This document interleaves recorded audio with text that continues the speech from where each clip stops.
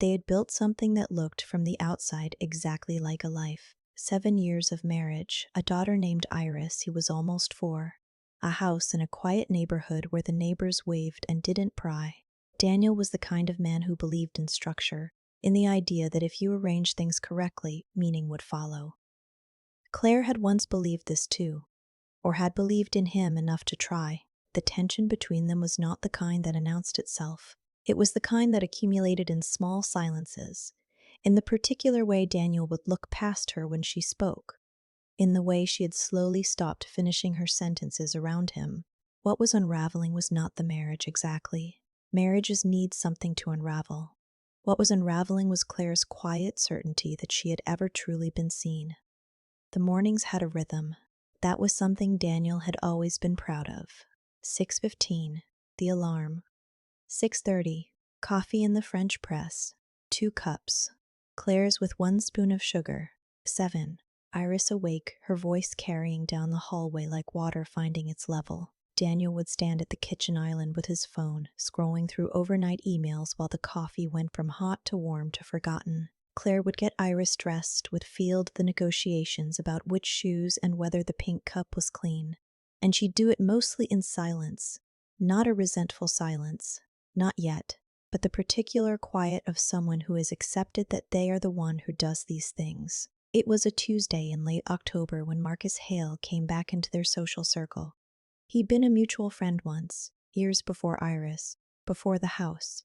He'd moved away for work and now he was back, recently divorced, showing up at the neighborhood dinner that Claire and Daniel attended perhaps 3 times a year. Daniel remembered him vaguely, a good-natured man, the kind who asked follow-up questions. They shook hands warmly. Claire remembered him more specifically. She didn't say so. At the dinner, Daniel spent most of the evening talking to a colleague about a project that had been frustrating him for weeks. Claire understood the project thoroughly. She'd heard about it each night at dinner, had asked questions, had offered thoughts that Daniel acknowledged with the kind of nod that meant he'd already moved past what she said. At the table, she sat beside Marcus, and he asked her what she did, and when she told him she'd stepped back from her work in landscape design to be more present for Iris. He asked what that had been like for her, not how it worked logistically, but what it had been like for her. She had paused before answering. The pause lasted long enough that she noticed it. "It's fine," she said. "Iris is worth it." "That's not quite what I asked." She looked at him. He wasn't flirting. He was just paying attention. It was so uncomplicated that it almost embarrassed her. On the drive home, Iris asleep in her car seat, Daniel said the dinner had been good. Claire agreed. He said Marcus seemed like a decent guy. Claire said yes. He turned on the radio, something low and instrumental, and the rest of the drive passed in the ordinary way that their drives always passed now, side by side and separately, the dark road unwinding ahead of them. In bed that night, Claire lay still while Daniel read beside her. His reading lamp made a warm circle. Iris's monitor sat on the nightstand, its green light steady. "Do you think we talk less than we used to?" she asked. He turned a page. "We talk tonight. At the dinner." She watched the ceiling. The house made its small sounds, the heat cycling on, a branch against the window. She thought about the pause before she'd answered Marcus's question, and what the pause had meant, and whether she'd answer differently if she were asked again. She thought, I don't know if I'm unhappy or if I've just gotten very good at not asking. Daniel finished his chapter, marked the page, and turned off the lamp. "Night," he said. "Night." She didn't sleep for a long time. November arrived and the days shortened. Iris got a cold, then gave it to Claire, and for 2 weeks the house was defined by the logistics of illness, the children's medicine, the cancelled plans, the particular exhaustion of caring for someone small while feeling unwell yourself and not quite being cared for in return. Daniel was not unkind during this time. He brought home groceries without being asked. He put Iris to bed 3 nights running so Claire could sleep, but there was something mechanical in his consideration, something that felt more like task management than tenderness. He'd ask what they needed and then acquire it. He wouldn't sit on the edge of the bed and just be there. The distinction felt petty when Claire turned it over in her mind. She told herself it was petty.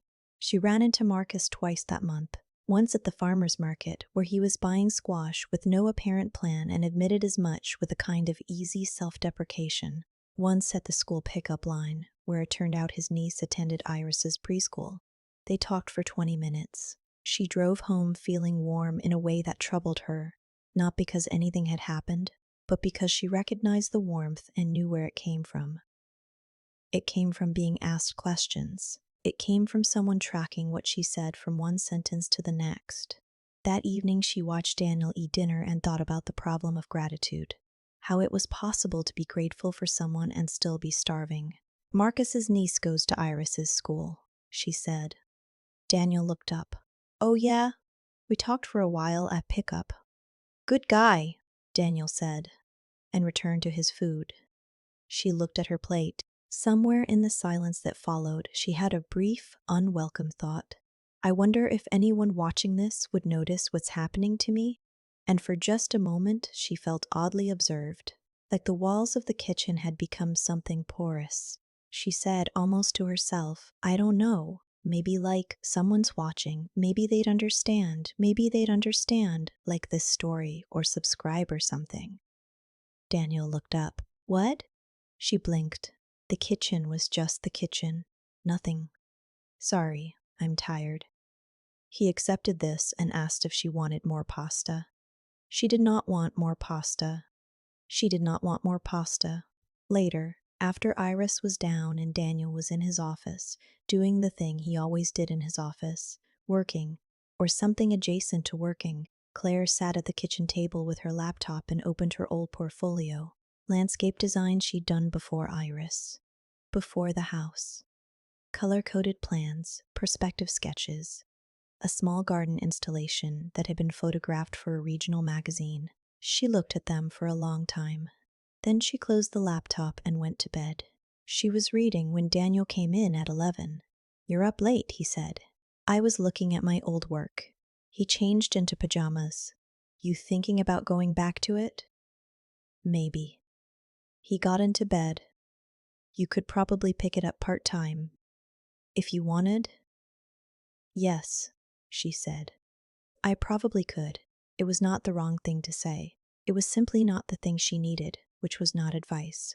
She needed him to ask her how she felt about it, about the years she'd set it down, about what it meant to look at those photographs and feel both proud and at a distance from herself. She needed him to notice that it wasn't a logistics question. He didn't notice. She didn't tell him. They read in parallel until he fell asleep. She lay in the dark and thought about the garden installation, a narrow courtyard in the back of a restored Victorian, gravel paths and ornamental grass and one train climbing rose. She'd spent 3 weeks on that rose. Someone had cared enough to photograph it. She thought about what Marcus had asked her. What has it been like for you? The question, still unanswered. It happened on a Wednesday in December. Not because anything had happened between Claire and Marcus. Nothing had. They had coffee once in a public place while a mutual friend canceled last minute, and they ended up sitting together for 40 minutes. She had driven home feeling like she committed a crime by enjoying a conversation, and the guilt of it had made her realize something she hadn't fully admitted. She was being careful. She was monitoring herself. And the thing you monitor is the thing you're already afraid of. She told Daniel that evening, not everything, not the specific quality of her longing, not the way Marcus's attention had illuminated by contrast how little of Daniel she received, but she told him that she'd been spending some time with Marcus, that she found him easy to talk to, and that she thought Daniel should know because she didn't want to be a person who kept things quiet. Daniel was standing at the counter when she said it. He was making tea. He poured the water slowly, set the kettle down. How often? He asked. A few times. Just coffee. Nothing. There's nothing to tell. That's what I'm saying. I just wanted to be honest. He was quiet for a while. She watched his back. Do you have feelings for him? She thought about the honest answer and decided it would not help either of them. I have feelings about us, she said. I've been having them for a while. He turned around. His expression was not what she expected. It wasn't anger exactly. It was something more complicated, more private. He looked like a man who has been given information he suspected but had organized his life around not confirming. Like what feelings? Like I've been disappearing, she said. Like you stopped being curious about me and I let you because it was easier than making it into a confrontation. And then someone asked me a straightforward question and I felt like a person again, and that scared me. Asking you questions isn't love, Claire. I know that. People can perform interest. I know that too.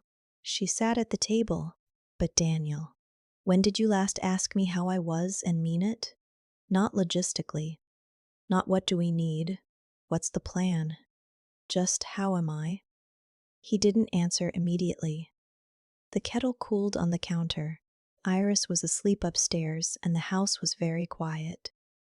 I assumed you'd tell me, he said at last. If something was wrong. I tried. When? She thought about October, the night in bed. Do you think we talk less than we used to? His answer, we talk tonight. As if talking and talking to each other were the same thing. It doesn't matter when, she said. The point is that I've been trying to tell you in the only way I know how, and you keep answering a different question. He sat down across from her. He looked tired in a way she hadn't noticed lately, the fatigue of a man who has been maintaining something and doesn't know it's failing. So what do you want? He said. What are you actually asking for? She looked at her hands. I don't know anymore. I think I used to know. There was a long silence. Not hostile, more like the silence after a door closes, the recognition that air has moved. I need time to think, he said. Okay. I'm not going to pretend this is fine. That you've been meeting him and feeling things, and I'm the last to know. I didn't feel things for him, she said. I felt things in the direction of being known. There's a difference. He didn't respond to that. Perhaps he couldn't. He drank his tea standing at the counter, and she sat at the table, and they stayed that way for a while, in the same room and very far apart. He slept in the guest room without announcing that he would. She heard him gather his pillow, heard the spare room door close. She lay in the dark and thought, this is where things either change or end, and I genuinely don't know which I want. That was the most honest thing she'd felt in a long time. Spring came and they tried. It was Claire's idea, initially. A couples therapist named Dr.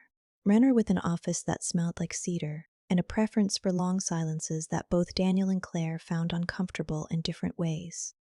They went for 3 months. They learned things, useful things, some of them. Daniel learned that he had organized his emotional life around performance rather than presence, that showing up meant something different than being present. Claire learned that her tendency to recede, to make herself smaller, and then resent it, was a pattern that predated Daniel. What the therapy couldn't do was manufacture desire, the specific desire for each other, for the versions of themselves they'd been at the start. That had been eroded slowly enough that neither of them could point to where it had gone. In May, Claire went back to work part-time. A small firm, flexible hours, projects that required her to think in terms of space and growth and what a thing could become. She was good at it. She had always been good at it, coming home with soil-stained hands and a precise mental image of what she was creating. There was a rightness to it that she hadn't felt in years. Daniel noticed the change in her and felt something he couldn't quite name. It might have been pride. It might have been the vague ache of witnessing someone reclaim themselves in the absence of something you provided. They were civil. More than civil, occasionally warm, occasionally something that resembled their earlier ease. But there were other moments, usually evenings, when the civility felt like a shared agreement not to say the thing. The thing being, we are maintaining this for Iris, and perhaps for ourselves. And perhaps because ending it requires an admission neither of us is ready to make. Daniel, for his part, had begun to understand something about himself that he found difficult to look at directly. He had never been cruel to Claire. He had never been neglectful in the ways that register. He had provided, had been reliable, had been faithful. But faithfulness is not presence. He had occupied the marriage without inhabiting it. The distinction felt abstract when he first encountered it in Dr. Renner's office, and felt increasingly less abstract as the year went on. He started paying attention. It was a conscious effort, which was itself a kind of painful thing to acknowledge, that paying attention to your wife required effort. He asked her about her projects. He remembered details and brought them up later. Once, watching her describe a garden design to a friend over dinner, he saw her face do something it hadn't done in his company in years. It opened. She was interested. She was alive with it. He thought, I used to make her look like that. And then I stopped trying and didn't notice I'd stopped. Marcus moved away again in the summer. A job opportunity in Portland. Claire mentioned it plainly, without ceremony, and Daniel said that was too bad, and meant it without irony. He'd understood for a while now that Marcus wasn't the story. He was a symptom reading. In August, on a night when Iris had a sleepover at her grandmother's, and the house was unusually quiet, Daniel made dinner. He cooked carefully, something he used to do early in their marriage, and opened wine and found a playlist Claire liked. She came home from a site visit still carrying a rolled-up blueprint and stopped in the kitchen doorway. "What is this?" she asked. "Dinner," he said. She looked at him for a moment. Then she set down the blueprint and washed her hands and sat at the table. They ate and talked about her project. A private garden in the back of a brownstone. A challenging space, northeast facing. He asked real questions. She answered them fully. Afterward, in the quiet, he said, "I know this is late." "I know," she said. "I don't know if it's too late." She looked at her wine glass. "I don't know either." It wasn't the answer he wanted, but it was the truthful one, and there was something in the fact of her truthfulness, the absence of false comfort, that felt more intimate than reassurance would have. They sat with that for a while. The night outside was warm and the windows were open. It was a year later, almost to the week, when Claire told him she was leaving. Not dramatically. Not after a fight. She told him on a Sunday morning while Iris watched cartoons in the next room, her voice low and careful and already somehow past the point of grief. "I've thought about it for a long time," she said. "I need you to know that.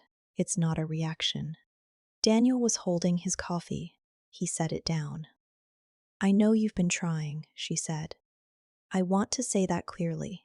This year, you've been different. I've seen that, but," he said, "but I'm different too. I've been coming back to myself this year, and what I've found is..." She paused, not for effect. She was genuinely searching. "I found that I'm not angry anymore. I thought anger would be there when I got back to myself, and it's not. There's just clarity about what I need, about what this has been." He looked at the table. "I don't want you to have tried all of this for nothing," she said. "I want you to understand that what you've done this year matters. It's not nothing, but it's too late. It might have been too late before it started." She said this gently. "We changed in directions that don't meet anymore, and I think I've known that for a while and kept hoping the knowing would be wrong." He was quiet for a long time. Out in the living room, Iris laughed at something on the television, a bright, uncomplicated sound. "She'll be okay," Claire said. "We'll make sure she's okay." "I know that." He did know it. That part wasn't what he was mourning. "Daniel." She waited until he looked at her. "You are not a bad person. I need you to not turn this into a story where you're the villain, because that's the easiest way to avoid understanding what actually happened. What happened is that we both stopped seeing each other, and then we both stopped trying. And then by the time we tried again, I had already built a life inside myself that I needed more than I needed this." He considered arguing. There were things he could have said about the effort of the last year, about what it meant to try when it cost something, but he recognized somewhere beneath his pride that making that argument would be exactly the kind of thing she was asking him not to do. "Where will you go?" he said. "I found a place nearby. I want Iris to have as much of both of us as possible." "Okay. We can be good at this part," she said. "I think we can." He looked at her, really looked at her, the way he had occasionally managed this past year, and had not managed in the years before that. She looked tired and resolved and entirely herself. He thought of the person she'd been at the dinner when they met, The particular way she used to look at things as though assessing their potential. Gardens, rooms, conversations. He thought of how long it had been since he'd been curious about her the way he'd been curious then. He thought, I learned too late that curiosity is a form of love. He didn't say this. He wasn't sure it would help, and he was trying, finally, to measure what he said by what it would do for her rather than what it would do for him. I'm sorry, he said. She nodded. I know. Me too. She stood, took her coffee, and went to be with Iris in the other room. He heard Iris say, Mama, heard the small sound of her climbing into Claire's lap, heard Claire's voice, soft, warm, entirely present, answering her.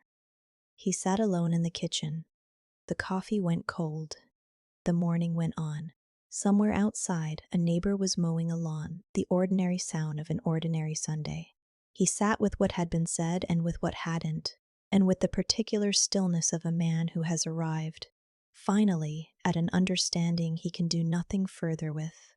Not a bad person, not the villain, just someone who had been given something whole and had held it the way you hold something you believe will always be there, loosely, without attention, until the morning you open your hand and find it gone. He didn't move for a long time. The house breathed around him. Next door, the mower finished. The silence that followed was complete, and in it he sat with all the questions he should have asked years ago, not as regrets exactly, but as a kind of education he had paid a very high price for, and would spend the rest of his life applying to no one in particular.